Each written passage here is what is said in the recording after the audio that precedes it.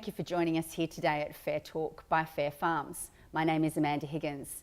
Today I'm excited to be joined by our special guest speaker, Mr. Neil Salvador from NS8 Lawyers and Advisors. Neil, welcome. Thank you, Amanda. That's a mouthful, I know, but you did well. Thank you very much. It's wonderful to have you here and joining us on the show. It's a pleasure. I'm excited to be talking about all things legal farm safety. I'm glad you are, because not many people are. So it's actually good to be able to talk to you about it. Yeah, wonderful, good. But before we get there, Neil, you're a principal advisor and a director of a law firm, but you're also an award-winning university lecturer. Tell us a bit about that. Well, so I lecture at RMIT and I lecture in our law faculty. I do that. I got a phone call from RMIT wanting me to do a little bit of work for them, not really knowing what that was about, but they said that they wanted me to lecture on employment law, so I did that. I bet, are you kind of still doing that now? Yes, in fact, I've just finished because it's very difficult to keep up with everything that's happening. Many changes. But anyway, so I did that, and I didn't know how all this works. And what had happened was the students, I think there was about 35, 40 students, they did a survey, and to qualify for this, I think it was 90% of the students had to fill in the survey, and then 90% had to mark me as, I don't know, wonderful. Excellent or something. Oh, but yeah. And yeah, so that's what happened. They rang and said congratulations, and I didn't know what it was about, to be honest. And good on you. Well, yeah. I've seen you speak on stage beforehand, and I think I would cast my vote your way as well. Thank you. I appreciate it. That's all Thanks. right. You're very welcome. So we'll get on to the serious stuff. Okay. And from your experience, and you've worked in this ag space for quite some time now, particularly in the safety aspect of it, why is it that agriculture has a disproportionate number of fatalities than the rest of businesses within Australia?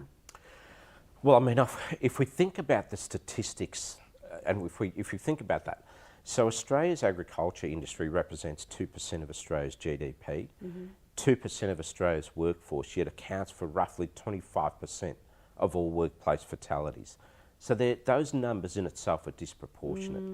And when you look at the 25% of those fatalities, 75% of those, roughly, are related to single vehicle incidents, which means any time that there are tractors, forklifts, trucks, trailers, mobile plants around horticulture or agriculture and people, the risk of something happening is certainly increased. It's huge.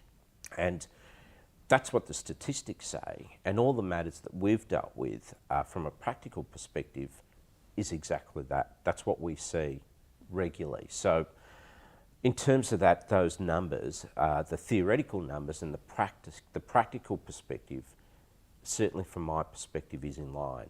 And so I guess the numbers don't lie. They really don't lie. Now, and I think to answer your question, why does that happen? Well, I think that there's a number of factors. We're involved in a project with WorkSafe, and some of the preliminary data that we're seeing is from all the surveys that are conducted. Surveys are conducted with farm owners and also with the workers. What we're seeing with those surveys is really very interesting, because the farm owners, and when I say farm owners, some are large farms, so 200 plus employees, and some have 10 employees, so that the size of the farm varies. Scale's huge. Nonetheless, the survey numbers are very similar, and what the survey results are showing is that the farm owners, they believe that they can do more to improve work safety. They think that in some circumstances that they're not too bad, but they can do a lot more. However, the workers, their view is that farm safety is fantastic. So you have this view from the farm owner saying we can do a lot better, and then the workers are saying, no, this is really pretty good. And then when you look at the workers, they come from areas such as the subcontinent, Asian regions, and we know that some of the safety practices there are not so good. So that's why they've got this perceived expectation or this perceived thought that it's actually pretty good on farm compared to what it was at home. Exactly right. Gotcha. So you see There's this. a cultural learning difference. It is. So you see that sometimes, and we see this regularly when we're on farms, you see workers go and engage in practices that in normal standards you would think is grossly unacceptable. But for the worker, from a cultural perspective, well, that's what they've been accustomed to. And so it doesn't surprise me when I see these statistics and I see what happens on a regular basis. Yeah.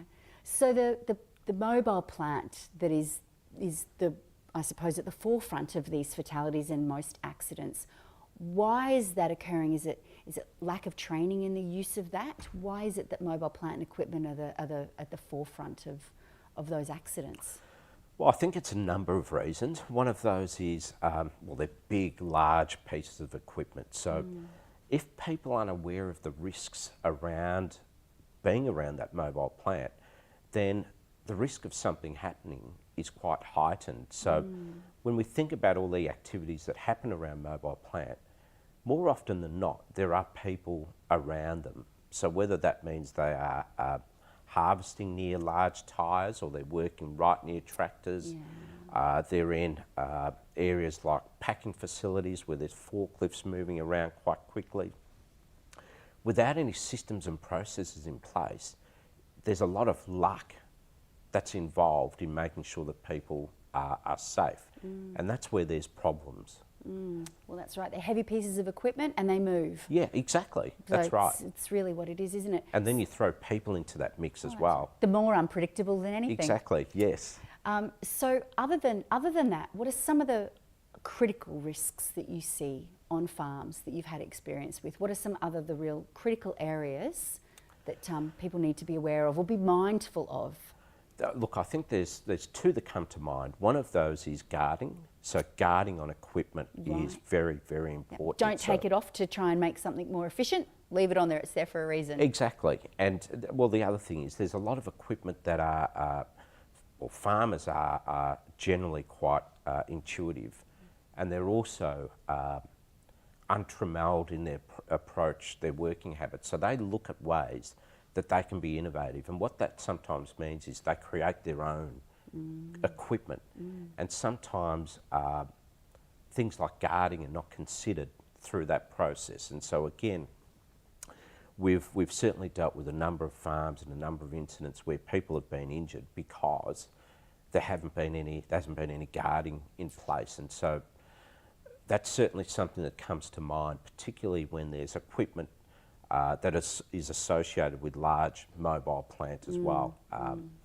That's one that stands out. The other one that stands out is really about exclusion zones. So this is making sure that there are safe zones for people and operators to work in. So like a traffic management plan? Exactly. Pedestrian access versus forklift Exactly, access? yes. So that's and again, if we think about the industrial manslaughter cases that have been run in Australia, there have been 3 so far, 2 in Queensland, 1 in Victoria.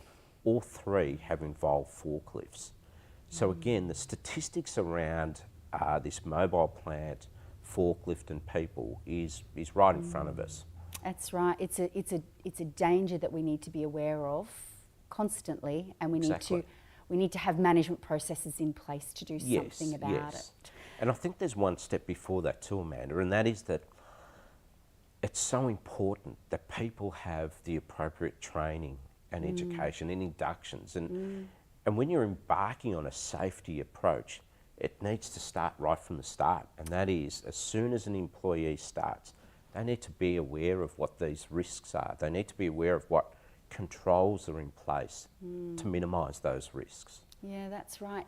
I think a lot of businesses out there think, where on earth does it start and where on earth does it finish? As a business owner, I know I have obligations, but where do I start and does it ever end? It's a great question, and often farmers are overwhelmed by that very thought. And they're also overwhelmed with the thought of the cost that's involved. Time is money. Yes, yes. And the law says that you need to do everything that is reasonably practicable to keep people safe. So can we talk about that definition for a sec? Yes. In legal terms, what does that mean? Well, look, in its most simplest form, it means you need to consider cost, you need to consider expertise, you need to consider resources. All these facts need to be considered. And I guess an example of that would be an organisation such as BHP, if they had to spend $2,000 to make something safe and they don't do that, then that is not a reasonable approach to do what they needed to do. Yeah. On the other hand, if it is a very small farm, $2,000 might be a lot of money for that farm, but can they do something else to try and minimise the risk? So that definition varies depending on all these So it's facts. not applicable, it's overlaid, but it's relatable in the context of the business. Yes. Okay. And I guess the crux of that, Amanda, is that there needs to be evidence of attempts to minimise that risk. And not just attempts, but tangible, real evidence that there has been measures in place to minimise risk. That's what it's all about. Yeah, that's right. Harm minimisation, risk assessments, talking, Exactly. consultation with the workers who are actually doing the job. I think. Absolutely. It's so important because often you will have people that will make decisions about safety that have never even done the task themselves, Yeah. or would walk past and say, look, that's a risk, let's get this in place, but really it's not going to work. So that consultation is so important, and it doesn't take much, it doesn't take a lot to engage, and it's not only just a legal requirement, but it makes people's jobs easier if they know what those risks are from the people that are actually doing the task. And I think that is important, isn't it, in driving a safety culture where you can have conversations with the people doing the actual job because they know better than anybody. Exactly. And they'll feel valued, they'll feel heard. Yes. Because I'm sure that businesses out there want their people to go home safe. Oh, exactly. And all the farms and all the environments that we assist people with, I don't think there's been one person that has said, oh, I'm not that interested in safety, I'm not interested in keeping people safe. That is not the intention. And particularly in the smaller farm environments where there's, say, 10 employees or less, these people are not just employees, these people are really like close. family. Yeah, they're like family. So they work beside them every day. Exactly. They know their kids' names. Exactly, yes. So it is more than just ticking a box from a legal perspective. It's far more than that. So the intent is never to hurt anyone. It is that many people don't know where to start and don't know where to finish. But so where do they start? What's some practical advice on where to start? Because I think if you look at it and you perhaps maybe have not a lot of sophisticated systems, you look at the scope of work and you think, I've got no idea where to begin. It's so huge. Oh, absolutely. What do I do? Yeah, absolutely. Look, my advice would be to think about those statistics. We know that anything where there is mobile plant, the risk is higher. So start there? I would absolutely start there. Right. And it starts with a risk assessment. Again, you can Google all this information, and it doesn't have to be an overly complex process. It's a simple process to understand, is there a risk that someone can get hurt doing this task? If there is, what can I do to minimise that individual getting hurt? Now that could be simple. There are simple things that could be done, and often when we say, look, a traffic management plan is what you need to do, people think immediately about the cost that's involved, but it doesn't have to be costly. It can be very simple, things like having bollards in certain areas and doing training around that and making sure line people marking even. Yeah, exactly. Yeah, even some tape on the floor temporarily until Exactly. you and work out whether that actually works. Exactly. Yeah. So we've gone to many environments where we would recommend doing that risk assessment, and it may end up being you have directional arrows with tape. That's the direction the forklift will be going. That's an exclusion zone for forklifts. So these simple things, you don't have to spend a lot of money on that. Yeah. But it's not as bad as what you think. It really isn't. So tackle it with the priority stuff, the stuff that was Yes. that is a high risk area, Yes, plant and yes, mobile equipment, yes. and then work your way back. And, Yes. and I heard you say earlier on that training was really critical in this. Very important. So I suppose it comes down to having some systemised training, perhaps, whether it be inductions or refresher training. I think Absolutely. that's probably... Absolutely. Look, I think that, and it's easy to say also training, you need to do training, but it's got to be meaningful training. The other hurdle that many farmers have to overcome is the fact that a lot of their workers, English is not their first language. So the question then about training is, well, how effective is that training going to be? How do they do it? Well, WorkSafe Victoria, and I know the other states have it as well, they have guidance materials on this. It's about communicating across language barriers. And there are simple things that can be done. So rather than have, as an example, a toolbox meeting where an individual is talking for 15 minutes on something, that can be done through images and videos. Yeah. So just really simple, clear symbols and even pictures about what's acceptable and what's not acceptable. And we've done this with a lot of farms. In fact, a farm not too far from here, all their workers did not understand one word of English, and they had 15 workers on their farm. They're working around tractors and mobile plant, and so the concerns straight away. Yeah, absolutely. They're ticking all the boxes in terms of, oh, geez, this is high risk. Yeah.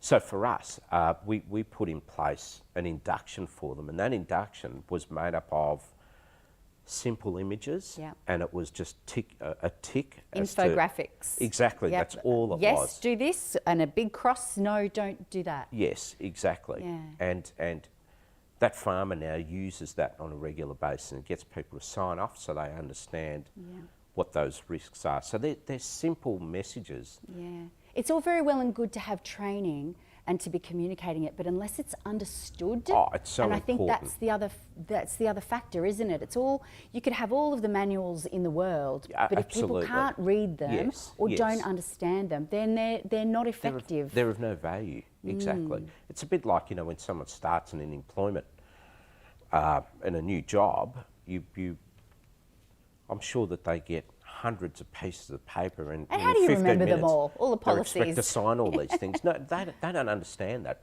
But safety is so important because you need to get these things right. You do. It's fundamental. It is. It's fundamental to having a successful business. You've got reputational damage. Exactly. Should stuff go wrong. That's exactly You've now right. got industrial manslaughter charges that come into play. Exactly. And it's yes. a hard monetary cost. It is. Premiums it really go up, is. and then there's fines. It really is. And it's one of those things also, you go to court and you just don't know where you're going to end up. Yeah. So you could get a conviction, you could face significant fines. Yeah. So there's the risk of not knowing where that is going to end up. So you're far better served to try and deal with these things on your terms. And those terms are things like setting up those little safety systems that can be managed in terms of cost, and you control when and how those things happen. Yeah. So I think the message here is do some bite-sized chunks. Absolutely. But keep on moving forward. Yes, yes. And keep on moving forward. So the intent is to always be progressive in that space. Absolutely. Yes. So do you see as an industry that we're getting better in ag, in hort? Is the industry wanting to do better in your experience? You're obviously out there dealing with a number of farmers. You're representing a number of people in court. Yes. Absolutely. There is, I think, certainly probably the last 5 years, I think there's been a significant positive shift. We certainly receive more phone calls about what can we do to make our farm and our people safer than what we ever have. Yeah, that's fabulous. And I don't know whether that's come about through social media and newspaper articles and things that people hear on TV, but there is certainly an appetite to try and make a difference. And it varies, Amanda. Some people are keen to do whatever they have to do to get to where they need to, but some have there are commercial implications about this as well. So some might say, look, can we develop a plan about how we deal with this, and we tackle those on a monthly or weekly basis. So put it in a project management plan and roll it out. It can't all be done at once. Yes. Don't try to. Yeah, exactly. I think the other thing is it's all very well and good to develop it, but then start to embed it and implement it and create that culture along the way. It's absolutely the key. Don't stick it in the third drawer.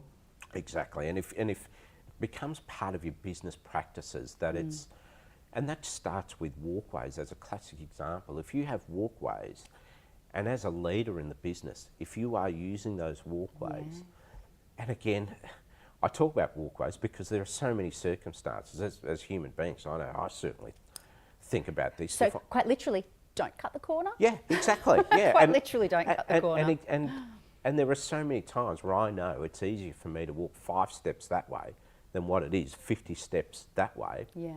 But there's risk involved in that. And so again, if you embed these practices by doing it yourself, or leaders doing it, or making sure that people in your business are doing that, then what you're doing is you're improving your safety culture, and that's very, very important. Yeah. Yep. So I think that's a really key insight, isn't it?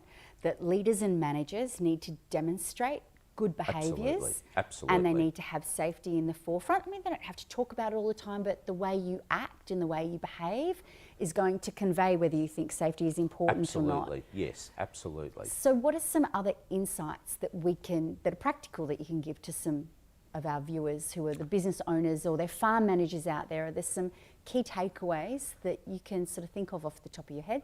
Look, I have to say, every single safety matter, every time we've represented someone in court, every single incident, I know this is cliche, I know it, but every one of them are avoidable, every single one of them. And I often think to myself, if conversations took place with the workers about some of these matters, would that have occurred? And my instincts and my experience is telling me that probably not. Yeah. Probably not. So preventable, highly preventable. Absolutely. So it is so important that there are ears on the ground and you understand what those risks are. And you do that by talking to people. Yeah. So consulting on a regular basis. And that doesn't have to be should you document that, Neil? Yeah, absolutely. Do you need to formalise it in some way, I suppose? Yeah, look, there's the legal obligation to do that. Yeah. And again, I don't know about your memory, but mine is not so good Mine's in terms certainly not so good.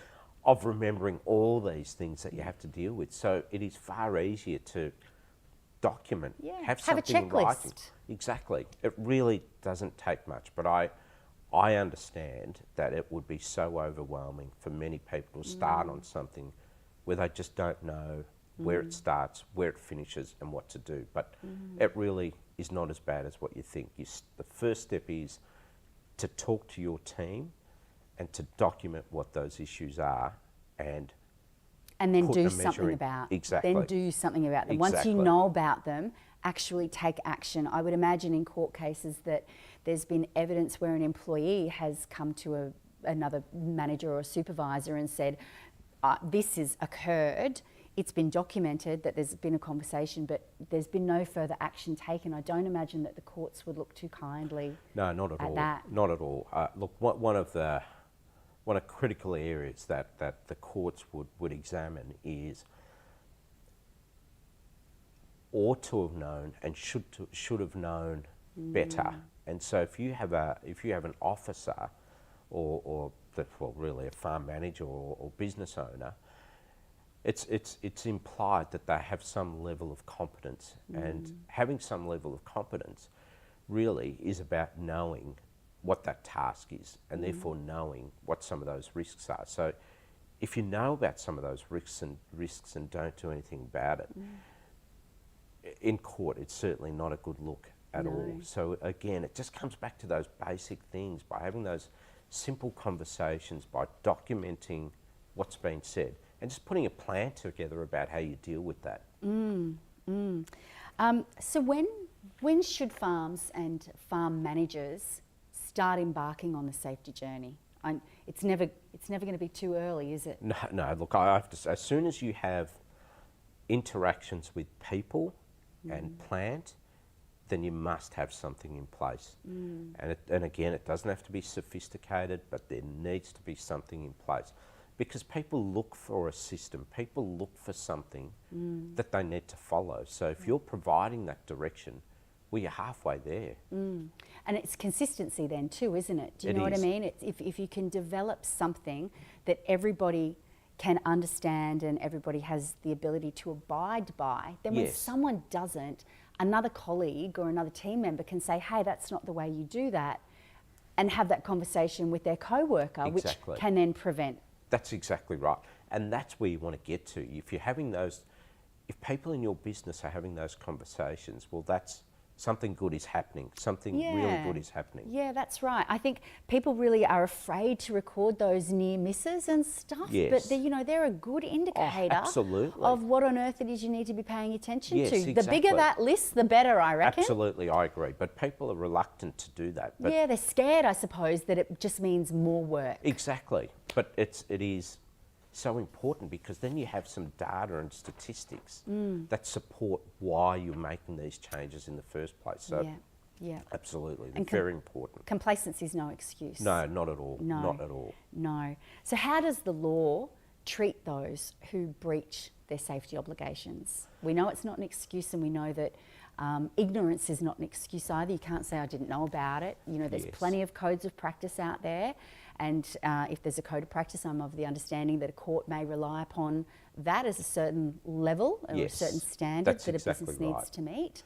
Well, there's different enforcement approaches. So I guess in the first instance, it could be that WorkSafe Victoria, as an example, would come on site and may issue an improvement notice. Right.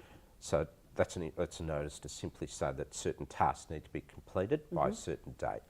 They could issue prohibition notices, which means the entire operation needs to stop until a certain action has taken place.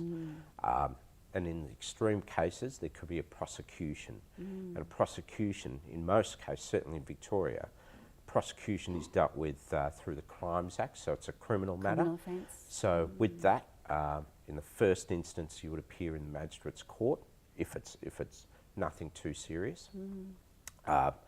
That might involve a criminal conviction. And what people need to remember here is that if you get a criminal conviction, there are some countries that don't allow you into their country. So that's one thing to bear in mind. But it's not even thought of, I wouldn't imagine. Do you know what I mean? That you might not be able to travel because of a workplace incident. Exactly. That's right. The people wouldn't make that connection, I think. Yes. So there's that, and then there's also fines as well. So fines can be substantial, ranging from, we've certainly been in cases where the fines have been 2,000, some have been 15. I saw some that were 50,000. Yes. There's 200, 300. Yeah. So it's depending on the offence. Absolutely. But they're dealt with. People forget this, but they're dealt with in a criminal fashion. So it's those criminal guidelines that are used in court, the criminal precedences that are used in court. Yeah, gosh. So it's certainly, don't underestimate the importance of safety and the impact that a preventable accident could have on your business. Yes. Financially, reputationally, and let alone the personal effect, the personal impact on the person it's affected, and the business owners and the workers. Absolutely. We've dealt with so many matters where someone has been seriously injured and out of action for 8, 12 months. And the farmer, we've sat there on their dining tables with the family, and it's been a very emotional time. Not just emotional for the family because of what's taken place, but they're upset for the individual. Yeah. They're upset for the individual's families because, again, these people are close with them. So there's all these things that sit outside the law that cause these emotional drains. And again, this can be avoided by just doing some of these simple measures. Do you think people rush too much? Is it that they're time poor, or they'll get to it another day, or that they'll talk to that person when they've come back from harvesting that paddock over there, and then they'll just hold that thought over there for a minute. I'll talk to you about that protector guard in a second when I get back, and all of a sudden it's too late. Well, it's, you know what, it's again, it's easy to sit here and say to do all these things, but we have been working with farms for many years, and we've been on the ground, we've been on tractors, on harvesting units, and they're under a lot of pressure. The supervisors, team leaders, managers, they're under a lot of pressure. They need to harvest, they need to get this packed, they need to get it out to the distribution centre, the trucks waiting. So there's all these pressures, but and when these things occur, again, there's a greater risk of something happening, but the way around that is to have these sound systems in place, sound safety systems where people know, no matter how busy you are, you don't walk in this area where there's a lot of forklift activity, or you don't walk in front of the tractor when it's moving. So there's these simple things, but if you can embed these systems in place, when you're busy, people will follow these appropriate systems. Yeah, it becomes default. Exactly. It becomes default. That's the way it should be. That's what you want. Exactly right. That's what it should be. Yes. So how do we have the conversation with business owners when there's, this is a costly exercise to improve safety on farm? It's costly in the way of monetary costs, it's costly in my time. I'm not going to get a return on investment. Yes. What's your conversation with them if that's an argument they want to propose to you? Yeah, look, and again, this is a sign that I think this industry is changing, because that they were the conversations many years ago, but those conversations have shifted. Excellent. So I think there's been some wonderful progress in that area. But when those conversations did occur, my view was always, like I said earlier, that if something goes wrong, you get to court. The outcome of that is out of our control, because it depends on the magistrate, depends on the circumstances. So there's a variety of different variables that we will have to deal with. That could range from a conviction through to a hefty fine. So you are better served to try and control the environment that you can, and that is by doing things in small bites, by having a plan of attack, by having a safety action plan as an example, and that's done by assessing risks firstly, identifying those risks that are going to cause the greatest risk to individuals, greatest harm to individuals, and then you work down through that list. So again, by dealing with that in small chunks, you are, without knowing it, you are working through a good safety management plan. Yeah, that's wonderful. When you're inviting other workers onto farms through a labour hire provider, for example, and we know that there's an obligation for a host employer, as well as there's certainly obligations for the employer, being the LHP. Yes. What's your advice, and where do the twain meet in regards to that liability and obligation, and what needs to be undertaken when you're engaging with labour hire workers? Well, there is a legal obligation for both parties to consult. So both parties have to consult about the risks and the controls. So often you will hear, we certainly hear, oh look, the labour hire person has sent someone in and we have to deal with it. And most farms, they do deal with it. But what labour hire companies need to understand, the Act says that there needs to be consultation between both parties.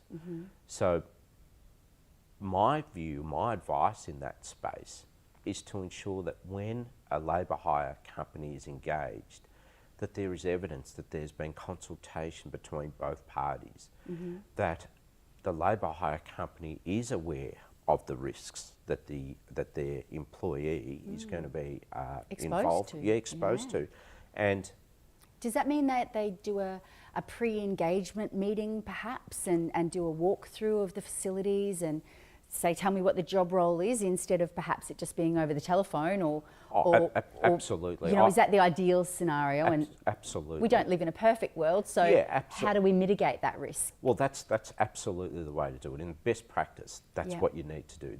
They need to understand that if there's 10 new people that can't speak English that are going to be harvesting, well, what has the labour hire company done to certainly make the individual aware of those risks and what the controls are?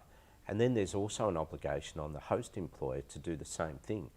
But it should not be wholly and solely with the host employer. No, the obligations are on both parties. Exactly, yes. Yeah, that's now, we often talk about the obligations always resting with the employer, but in the OH&S Act, there are obligations on employees as well. Of course. And not to engage in anything that is going to cause harm or risk. They have a duty of care to Absolutely. themselves and others, Yes. I think, is the So wording. again, we've had many cases where there have been employees that have engaged in very unsafe practices, particularly after large periods of training. So does that factor into contributory negligence in that respect? Yes, where absolutely. an employee has undertaken training, the business has done as much as they possibly can, without shackling themselves to that employee. Yes. And the employee's gone and contributed to their own incident or accident. Yes, yes. So they're not following the processes themselves. That's exactly Or they're not right. engaged in it. Exactly. And they've been trained, they know what to do, they know how to do it, and they choose not to do it, put themselves at risk. Yeah. It's exactly right. Yeah, gosh. So there's obligations on all three parties. In that labour hire side of things, it's the labour hire, the host employer and the employees. Yes, yes. Direct hire is employees and employers. Exactly right. Yes. Yeah. No, yes. that's a shared responsibility, really, when we look at it. It really is. It really is. No, that's fabulous. So have you got 3 to 4 pieces of advice that you would like to leave our viewers with as to what they can perhaps do or implement, or that might be top of mind for you, that you see as very practical for them to be able to action? Look, I would think first, again, we think about the statistics. Anything around mobile plant presents a risk. So that would require some understanding of what those risks are. So that's a risk assessment. Talk to the operators? Absolutely. Yeah. So you talk to the operators, understand what those risks are, and do something about that. And that could be, it doesn't have to be, you don't have to spend large amounts of money. That could be through developing an exclusion zone or a simple traffic management plan, as an example. It could be about having guarding on planting units, as an example. Having seat belts on planting units, as an example. These are little things that can be done. And by doing that, you're meeting your obligation by consulting, by undertaking risk assessments, recording how you've achieved that, and then put some training in place. So if there's 3 or 4 tips that I would give to people, that would be it. Do the consultation, the risk assessment, record and train. Yeah. And supervision as well. And supervision. Do what is reasonable and practicable. Exactly. To execute your duties as a PCBU. Yes. You know, because at the end of the day, it's going to save you a whole lot less, or a whole lot more heartache than ending up. Absolutely. And the emotional toll, we know, would be absolutely catastrophic on some businesses and, it is. and it families. Really is. Yes, it really so is. So prevention is much better than cure. Absolutely. Absolutely. Yeah. Neil Salvador, thank you so much for Pleasure. your time. Thank you. It's been wonderful to have you here. Thank you to everybody who has joined us online. We really appreciate you tuning into Fair Talk by Fair Farms. We look forward to seeing you at the next episode, and bye for now.